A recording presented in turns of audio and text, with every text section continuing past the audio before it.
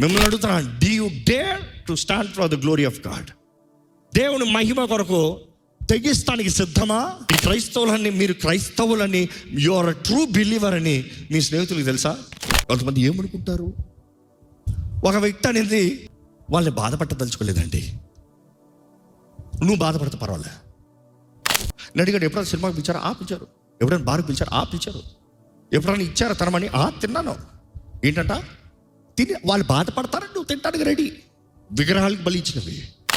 నీకు సిగ్గు లేదు? రోషం కలిగిన, జీవం కలిగిన దేవుని నామాన్ని పిలబడుతున్నావు. నువ్వు దేవుణ్ణి అంగీకరించాను, నేను రక్షణ పొందిన వ్యక్తిని, నేను బాప్తిజం తీసిన వ్యక్తిని, నేను క్రీస్తు సొత్తుని అని చెప్తానికి, సాక్షిగా బ్రతుకుతానికి వాళ్ళు ఏమనుకుంటారో బాధపడతావంట. జాగ్రత్త. నీ స్నేహితుల్ని క్రీస్తులకు నడిపించవలసిన బాధ్యత నీది. దేవుడు నిన్ను నమ్మి ఒక వ్యక్తులు చుట్టూ పెట్టారు, నువ్వు వారి జీవితంలో క్రీస్తుని కనపరచాలండి. నేను రక్షించబడ్డాను, నాకు చాలుని కాదు. Be an influence.